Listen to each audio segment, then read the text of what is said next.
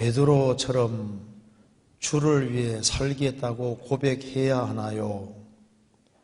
아니면 내가 무엇인데 나를 쓰시냐고 나를 낮추는 마음을 가져야 하나요? 그리고 마태복음 20장 21절에서 28절 말씀은 무슨 뜻인가요? 하는 질문입니다. 이 질문도 참 좋은 질문이죠. 베드로처럼 주를 위해 살겠다고 고백해야 하나요? 먼저 이 고백에 대한 문제인데요. 먼저 입으로 시인하는 문제. 그러니까 주를 위해 살겠다고 고백을 해야 하나요? 믿는 것에 대해서는 고백이 필요합니다. 구원을 받을 때도 마음으로 믿어 의에 이르고 입으로 시인하여 구원에 이르느니라. 마음에 믿어진 것을 확실히 믿어졌으면 입으로 나오게 되어 있습니다. 믿는 거로 말하노라. 그 말씀대로 믿어지면은, 확실히 믿어지면은 그게 입으로 안 나올 수가 없게 되어 있습니다. 물건을 아주 값싸게 사는 곳이 있다면은, 그걸 샀다면은 좀 어려운 사람, 그런 사람 보면은 그쪽에서 물건을 사라고 이렇게 부추기게 될 거 아니에요. 뭔가 마음에 믿어지면은 그 입으로 반드시 나오게 되어 있습니다. 그래서 이 신앙생활을 하는 거하고 입으로 고백하는 것은 연결이 되어 있습니다. 성경 찾아봅시다. 먼저 로마서 10장을 보시겠습니다. 로마서 10장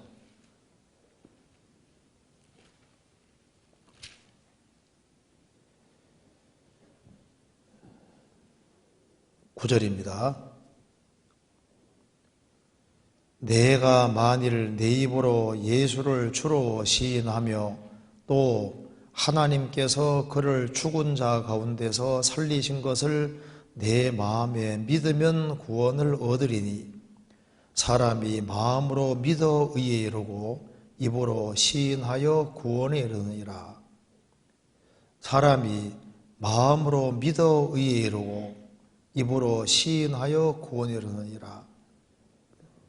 마음으로 믿는다는 게 중요합니다. 성령의 도우심으로 마음에 믿어지면은 입으로 나오게 되어 있습니다. 입으로 시인한다는 말이 나와 있죠. 마가복음 5장에 혈류증 앓던 여인이 있었습니다. 12년 동안 혈류증을 앓았는데 고침받을 길이 없는 거예요. 있는 돈도 다 허비했습니다. 그래서 병이 더 중해졌습니다. 그런데 이제 예수님 소문을 듣고 예수님 옷자락만 만져도 구원받으리라 생각하고 뒤에 몰래 만지지 않습니까? 그 순간에 혈류증이 나왔습니다. 예수님께서 그 고침받은 여자를 기어코 공개석상에 끌어내서 입으로 시인하게 만들었습니다. 그러니까 확실히 믿어졌으면은 그것을 사람들 앞에서 공적으로 고백하도록 하나님 만드시는 거예요. 그래서 믿어진 것은 입으로 얘기가 나오는 것이 당연하고 고백이 나오는 것이 그게 당연한 겁니다. 속으로만 하면 되지 않느냐. 속으로 되어진 것은 반드시 나오게 되어 있습니다. 그래서 자기가 크리스찬이라는 것을 계속적으로 감춘다면 그 신앙에 문제가 있다고 할 수 있는 거예요. 성경 마가복음 5장 보시겠습니다.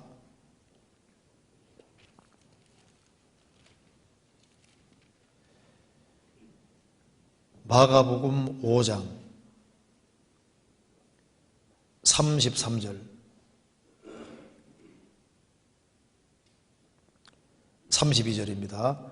예수께서 이 일을 행한 여자를 보려고 둘러보시니 여자가 제게 이루어진 일을 알고 두려워하여 떨며 와서 그 앞에 엎드려 모든 사실을 여짜온대 예수께서 가라사대 딸아 내 믿음이 너를 구원하였으니 평안히 가라 내 병에서 놓여 건강할지어다. 혈류증 앓는 여인이 고침받았는데 그걸 예수님과 그 여인만 알고 있으면 안 되냐 그 말입니다. 아닙니다. 주님께서는 여자를 돌아보시고 그것을 공개적으로 이야기하게 만드셨습니다. 그래서 그 앞에 엎드려 모든 사실을 여짜온대. 자기가 이렇게 병이 있었는데 그래서 많은 의원들에게 많은 괴로움을 받았는데 고침받지 못했는데 예수님 옷자락 만져서 이렇게 확실하게 고침받았다고 하는 사실을 공개적으로 얘기하게 만드신 겁니다. 그래서 믿어진 사실을 자기 신앙에 대해서 시인하는 것이 필요한 거예요. 실제로. 성경 마가복음 10장 보시겠습니다. 성경 마태복음 10장을 찾아봅시다. 마태복음 10장 봅시다.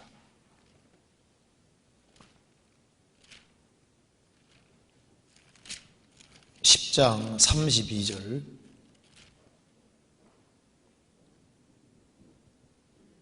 32절 33절을 같이 읽어보겠습니다. 누구든지 사람 앞에서 나를 시인하면 나도 하늘에 계신 내 아버지 앞에서 저를 시인할 것이요 누구든지 사람 앞에서 나를 부인하면 나도 하늘에 계신 내 아버지 앞에서 저를 부인하리라. 누구든지 예외가 없죠. 누구든지 사람 앞에서 나를 시인하면은 나도 하늘에 계신 내 아버지 앞에서 저를 시인할 것이다.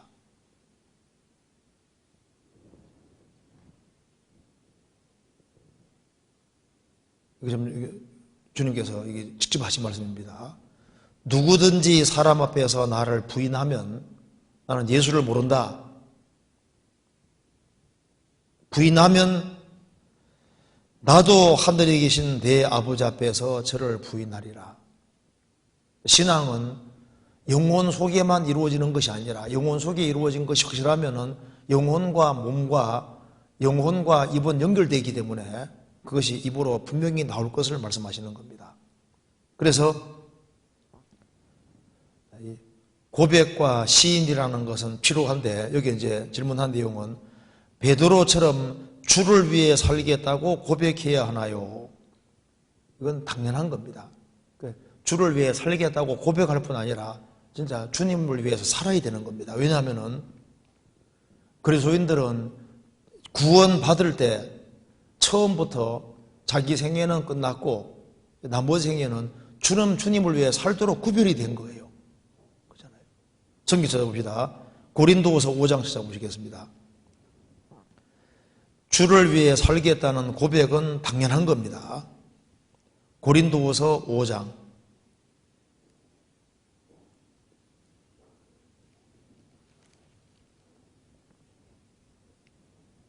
15절 저가 모든 사람을 대신하여 죽으심은 산자들로 하여금 다시는 저희 자신을 위하여 살지 않고 오직 저희를 대신하여 죽었다가 다시 사신 자를 위하여 살게 하려 함이니라. 예수님이 모든 사람을 대신해 죽으심은 산자들로 하여금 구원을 받은 사람이 산자들입니다. 산자들로 하여금 다시는 저희 자신을 위하여 살지 않고 내 인생은 십자가 안에서 끝이 난 겁니다. 오직 저희를 대신하여 죽었다가 다시 사신 자 예수님을 위하여 살게 하려 하심이니라. 우리 생애는 구원받은 이후에는 예수님을 위해서 구별되어 있기 때문에 예수님을 위해서 살게 하려 하심이니라. 그러니까 주님을 위해 살겠다고 고백해야 하나요? 고백해야 할 뿐 아니라 실제로 주를 위해서 살아야 되는 겁니다. 처음부터 그렇게 하려고 구원시켜 주신 거예요. 로마서 14장 보시겠습니다. 14장 7절 8절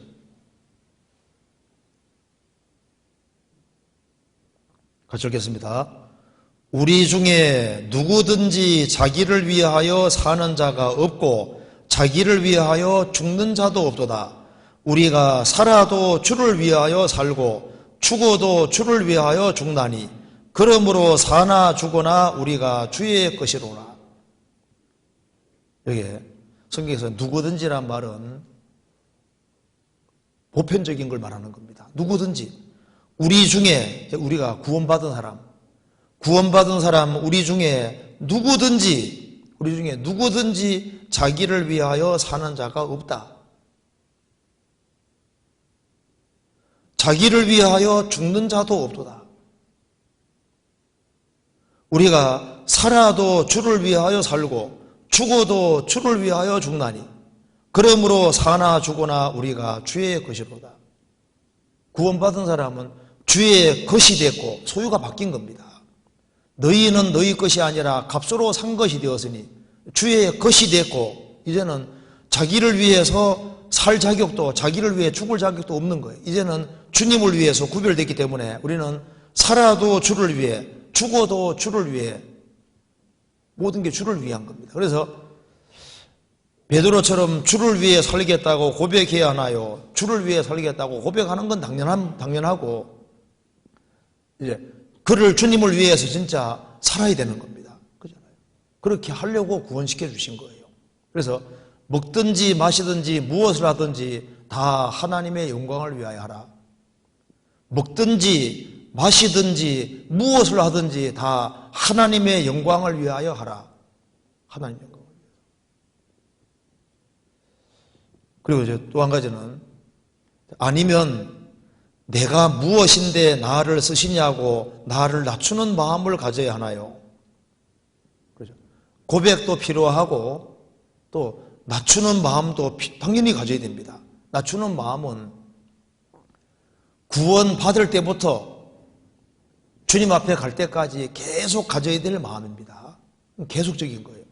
그리고 내가 무엇인데 나를 쓰시냐? 그렇죠. 우리는 항상 부족하죠. 자기 항상 부족하다는 마음을 항상 가져야 돼요. 우리가 겸손한 마음은 신앙생활의 알파와 오메가입니다. 처음과 끝인 거예요. 구원받을 때도 마음을 낮추어서 구원받았고 구원받고 난 다음에도 마음을 낮추고 그리고 주님 앞에 갈 때까지 그리고 우리가 무엇을 했다 할지라도 우리는 하나님 앞에서는 무익한 종이라 우리가 마땅히 해야 될 걸 한 것뿐이다. 오른손이 하는 것을 왼손이 모르는 같이 하라 그러죠. 어떻게 오른손이 하는 걸 왼손이 모르겠습니까? 하고도 전혀 했다는 생각을 안 가지면은 오른손이 하는 것이 왼손이 하는 것을 왼손이 모르게 하는 것과 똑같은 겁니다. 그러니까 해놓고도 했다는 생각을 안 가지는 사람은 오른손이 하는 것을 왼손이 모르는 것과 마찬가지인 거예요. 그러니까 조그만 거 해놓고 생색내고 이렇게 하면은 오른손이 하는 것이 그것을 왼손이 아는 것이나 마찬가지인 겁니다. 우리는 무익한 종이라 우리는 우리가 할 것을 한 것뿐이다. 그런 마음을 가지게 되는 것이 맞죠. 그래서 내가 무엇인데 나를 쓰시냐고 나를 낮추는 마음을 가져야 하나요? 이거 항상 가져야 되는 겁니다. 항상.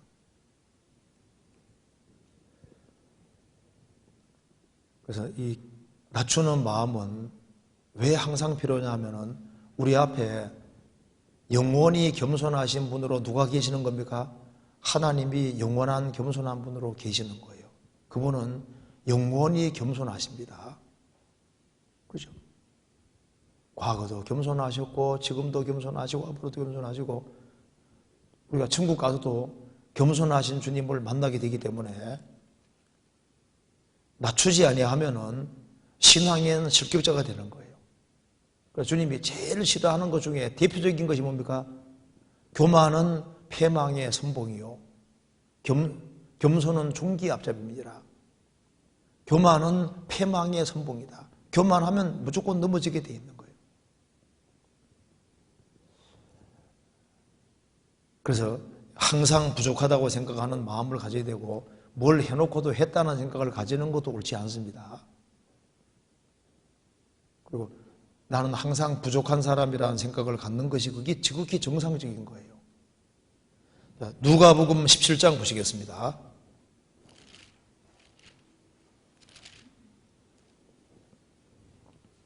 7절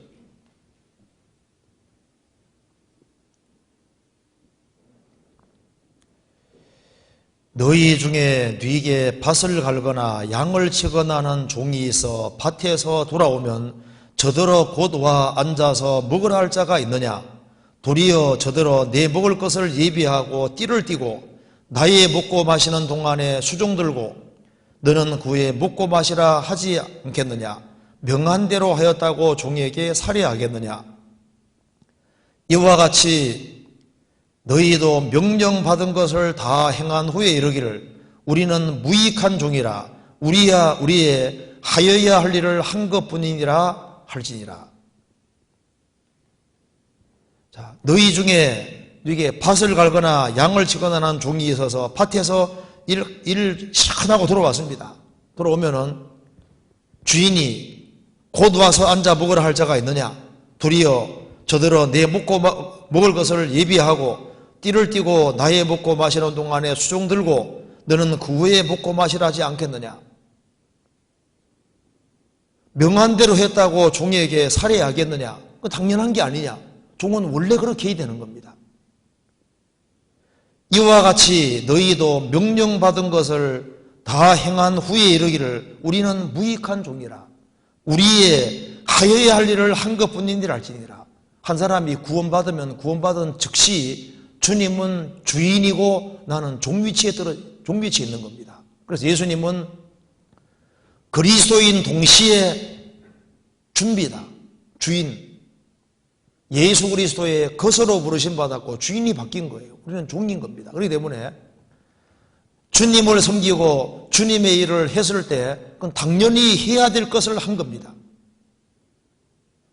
그래서 성경이 말씀하기를 오른손에 하는 것을 왼손이 모르게 하라 그랬습니다. 그러니까 해놓고도 했다고 생각하지 마라 그 말입니다. 옛날에 그 느부갓네살 왕이 되고 난 뒤에 이 모든 것이 바로 내 손과 내 힘과 능으로 행한 것이 아니냐 그 말 떨어지자마자 하나님이 치시니까 짐승으로 바뀌잖아요. 7년 동안. 이렇게 된 것이 하나님의 은혜인데 마치 자기가 잘나서 된 것처럼 하면 그게 교만하고 그게 문제가 있는 거예요. 그래서 아우구스티누스에게 물었습니다. 신앙의 가장 중요한 덕목이 뭐겠습니까? 겸손입니다. 두 번째는요. 두 번째도 겸손입니다. 세 번째는요. 세 번째도 겸손입니다. 맞는 얘기인 거예요. 우리가 구원받고 신앙생활을 하면 할수록 이 겸손이 정말 중요한 거다.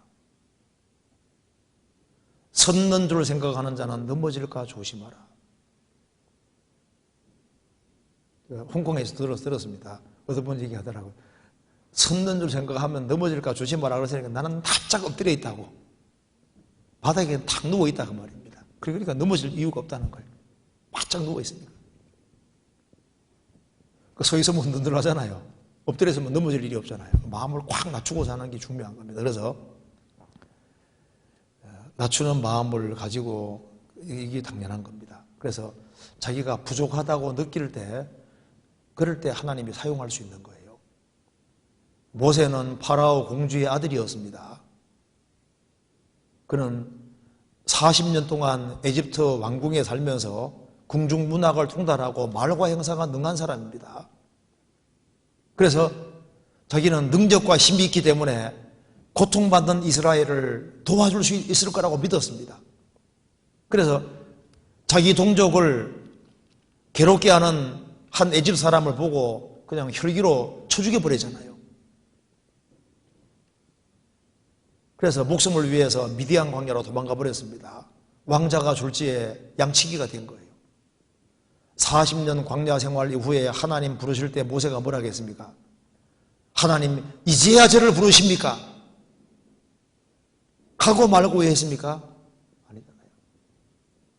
하나님 내가 누구간데 파라오 앞에 가며 내가 누구간데 이스라엘 민족을 에집트에서 건져낼 수 있겠습니까?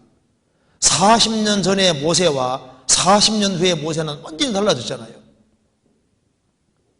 내가 누구간데 이제 그러니까 하나님께서 자기 부족을 아니까 주님이 사용하시잖아요.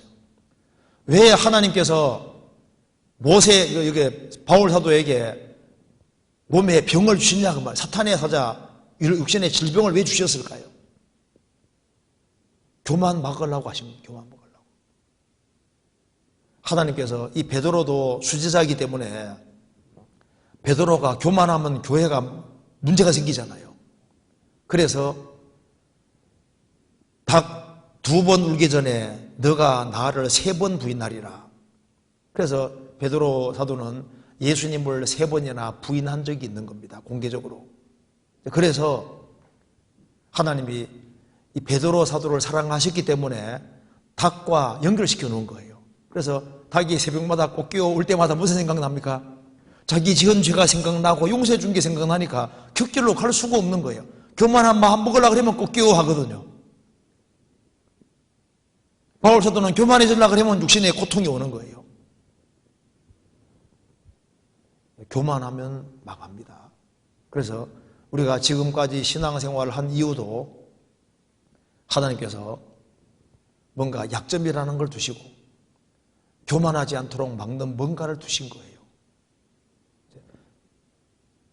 그래서 여기에 고백도 필요하고 동시에 나는 부족하다, 나 같은 것이 어떻게 쓰임받을 수 있을까, 그런 마음을 가지고 자기 부족한 것을 항상 생각하고 살아가는 게 당연한 겁니다. 내가 아니면 교회가 안 된다, 그건 착각입니다. 내가 아니더라도 교회는 될 수 있어요.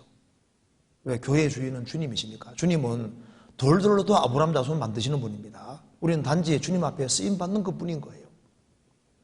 바울 사도도 자신 몸을 쳐서 복종시킨 이유는 내가 남에게 전파한 후에 자기가 도리어 버림이 될까 두려워함이라고 했습니다.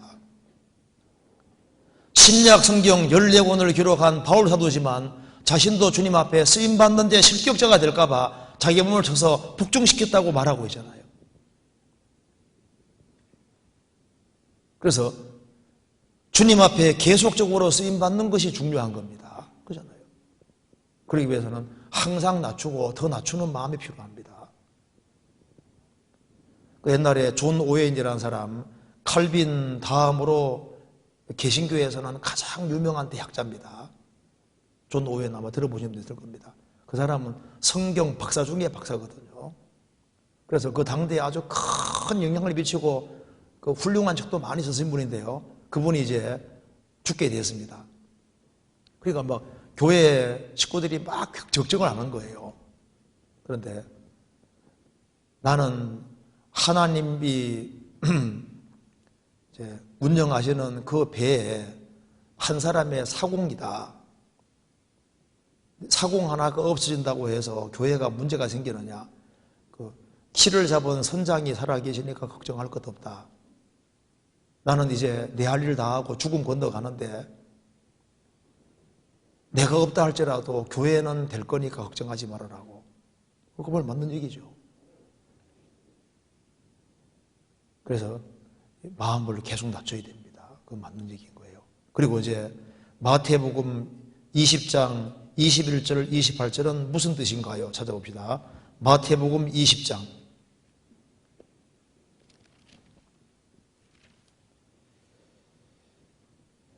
21절.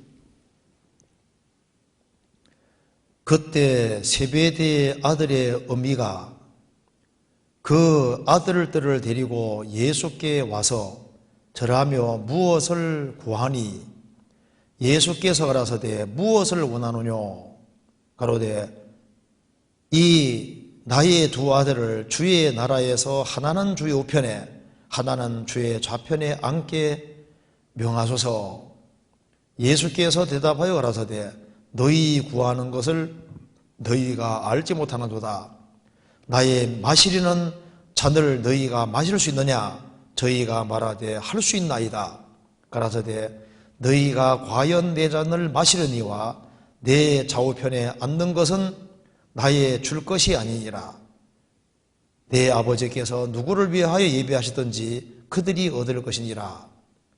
열 제자가 듣고 그 두 형제에게 대하여 분이 여기거늘 예수께서 제 아들을 불러다가 가라사대 이방인의 집권자들이 저희를 임의로 주관하고 그 대인들이 저희에게 권세를 부리는 줄을 너희가 알거니와 너희 중에는 그렇지 아니하니 너희 중에 누구든지 크고자 하는 자는 너희를 섬기는 자가 되고 너희 중에 누구든지 으뜸이 되고자 하는 자는 너희 종이 되어야 하리라. 인자가 온 것은 섬김을 받으려 함이 아니라 도리어 섬기려 하고 자기 목숨을 많은 사람의 대속물로 주려 함이니라.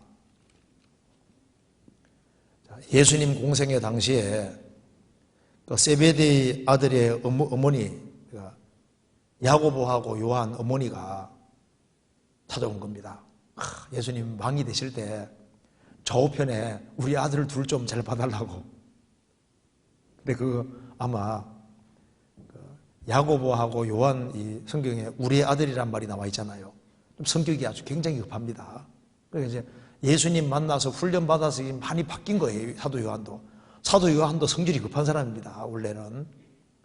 사마리아 사람들이 영접하지 않으니까 뭐라 했습니까? 예수님, 우리가 불을 명해서 그냥 다 죽여버릴까요? 그러잖아요. 과격한 사람인 거예요. 사도 요한도 이게 원래 성질이 급한 사람입니다. 그러니까 예수님의 제자들이 좋은 자리 차지하기 전에 자기들이 차지하고 싶은 마음도 있는 거예요. 그러니까 이거 보면은 이 당시에 예수님 제자들도 성령 받기 전까지는 너무 부족한 것이 많은 겁니다. 그래서 예수님께서 말씀하시기를, 야, 너희들이 구하는 것이 뭔지를 알지 못한다 그 말입니다. 자, 예수님은 지금 십자가에 죽으셔야 되는데 예수님이 왕이 된다고 생각하고 좋은 자리 차지하려고 생각하고 있으니까 예수님과 생각이 너무 다르잖아요. 그래서 예수님께서, 야, 너희가 나의 잔을 마실 수 있느냐 했잖아요. 이 잔이 뭡니까? 십자가 잔이잖아요. 고난의 잔입니다. 예수님 제자들은 이제 한잔 하자는 얘기인 줄 알고, 예수님이 다 왕되면은 한잔 하자는 줄 알고, 야, 너희들이 나의 마시려는 잔을 마실 수 있느냐? 이거 보면 참 웃기잖아요. 예수님 생각과 제자들 생각이 완전히 다르잖아요. 그래서 그 뒤에 보면은 저희가 뭐라 그랬습니까? 웃으면 안 되는데, 할 수 있나이다. 예수님이 얼마나 웃겼겠어요. 그렇게 생각 안 드세요? 이거 잘 보면 참 웃겨요.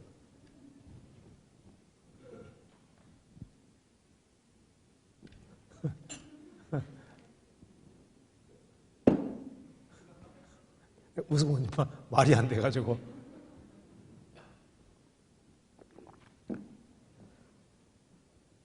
그래서 예수님께서 너희가 과연 내 잔을 마시려니와, 이게 중요한 말씀입니다. 너희가 과연 내 잔을 마시려니, 이게 무슨 말입니까? 너희들이 과연 내 잔을 마실 것이다. 예수님이 진노의 잔을 마시셨지 않습니까?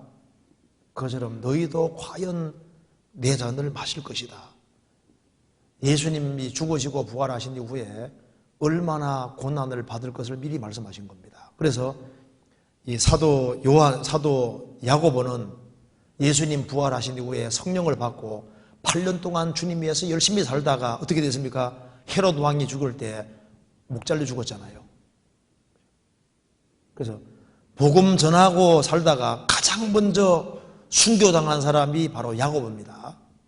그래서 복음 전하다가 목 잘려 죽음으로써 잔을 마신 거예요. 사도 요한도 너도 과연 마실 것이다. 그래서 사도 요한은 가장 오래도록 살면서 도미시안 치세 당시에 붙잡혀서 밤모섬에 유배됐잖아요. 유배되어서 요한계시록까지 쓰고 그 다음 다시 돌아와서 끝까지 복음 전하다가 죽었습니다. 주님 위해서 순교하는 것도 힘든 것이고 주님 위해서 죽을 때까지 사는 것은 더 힘든 거예요. 사도 요한은 가장 오랫동안 살면서 고난을 받았던 겁니다. 그래서 너희가 과연 잔을 마실 것이다. 그런데 내 좌우에 앉는 것은 나의 줄 것이 아니니 내 아버지께서 누구를 위해 예비하시든지 그들이 얻을 것이니라. 그러니까 주님 위해서 가장 수고한 사람들, 가장 희생한 사람들이 받을 것이다. 얼른 떠오르는 사람은 구약시대 하면 대표가 모세잖아요. 모세는 이스라엘 민족을 출애굽하고 40년 광야 생활 중에서 얼마나 고난받은지 모릅니다. 그래서 성경에서 내 은혜가 내게 속하다는 사람은 두 사람밖에 없잖아요. 하나는 구약시대 모세, 내 은혜가 네게 속하다. 그 다음에 또 한 사람은 바울사도, 내 은혜가 내게 족하다. 고린도서 12장에 나와 있죠. 그 은혜가 족하다고 하는 사람은 두 사람밖에 없어요. 그러니까 은혜를 받을 만큼 받은 사람은 모세하고 바울사도입니다. 우리는 죽을 때까지 은혜가 필요한 사람이죠. 어쨌든 간에 예수님 좌우에 가장 크게 영광 받을 사람이 누군지는 우리가 정확히 알 수 없습니다. 하여튼 간에 누구를 위해 예비됐든 간에 그들이 받을 것이다. 야고보도 고난받았고 요한도 고난받았지만은 그거보다 더 큰 고난받은 사람들이 있잖아요. 그러니까 좌우에 앉는 그것은 아버지 고난이다. 그렇게 얘기했습니다. 그래서 이제 예수님 제자들이 중에 이제 야고보, 요한 두 사람이 이제 좋은 자리 얻게 해달라고 하니까 나머지 제자들이 얼마나 화가 나겠어요. 우리도 있는데 서로 높아지려고 하는 겁니다.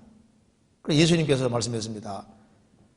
이방인의 집권자들이 저희를 임의로 주관하고 그 대인들이 저희에게 권세를 부리는데 부리는 사람이 세상에서는 큰 자가 아니냐. 그런데 26절에 너희 중에는 그렇지 아니하니 너희 중에 누구든지 크고자 하는 자는 너희를 섬기는 자가 되고 너희 중에 누구든지 어뜸이 되고자 하는 자는 너희 종이 되어야 하리라. 하나님의 나라는 섬기는 자가 크고 종 위치에 서는 사람이 큰 자가 되는 거다. 예수님이 온 것은 섬김을 받으려 함이 아니라 도리어 섬기려 하고 자기 목숨을 많은 사람의 대속물로 주려 함이니라.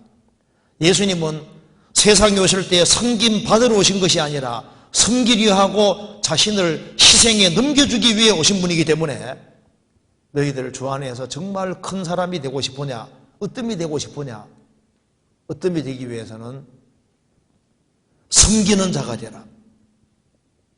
그리고 더 희생하고 수고하는 사람, 예수님은 자신을 대속물로 주신 것처럼 주님을 위해서 희생하고 수고하고 섬긴다는 것이 뭡니까? 그게 고생하는 거거든요.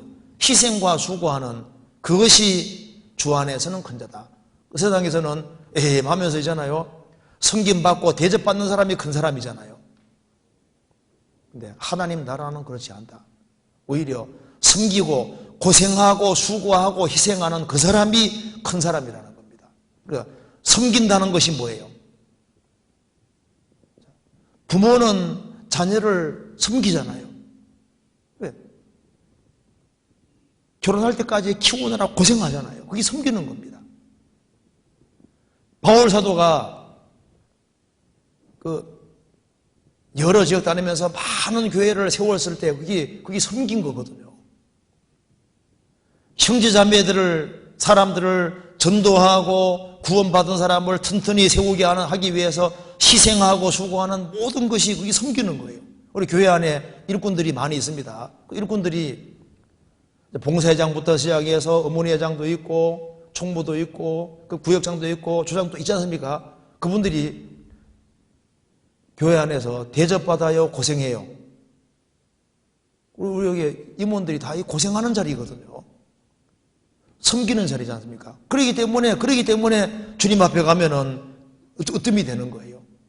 일단 일꾼이 되면은 일단은 자기 시간 투자해야죠. 밥도 사 먹여야 되죠. 많은 고생과 수고가 들어가잖아요. 그러니까 이 세상에서는 임원 되면 무슨 대접을 받고 높아지는 것이 있는데 교회 안에서는 그렇지 않잖아요. 교회 안에서는 중책을 맡으면 맡을수록 고생하는 자리이기 때문에 그러니까 이게 섬기는 자리고 희생하고 수고하는 자리라는 겁니다. 그렇잖아요. 이해되시죠?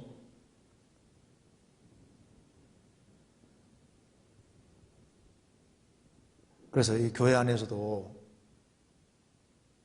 이게 앞장선다는 것이 이게 좋은 게 아니에요.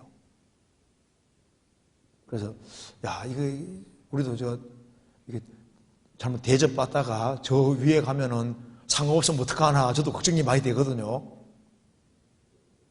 이걸 대접받으면은 이거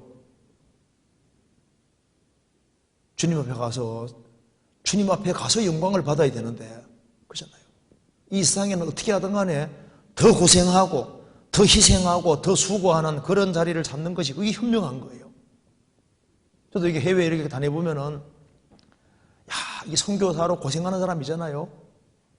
국내에 있으면 덜 고생할 텐데, 외국 가서 고생할 때, 주님 앞에 가면은 훨씬 더 많은 상을 받을 거다. 왜? 고생하는 거하고 주님에서 희생하고 수고하고 섬기는 그것이 크게 되는 길이거든요. 대접받는 것이 크게 되는 길이 아닙니다. 그래서 예수님께서 내가 온 것은 자기 목숨을 많은 사람의 대속물로 주려고 하는 것처럼 예수님은 희생하기 위해서 오셨기 때문에 너희들도 그 길을 택하라는 겁니다. 그래서 이 본문은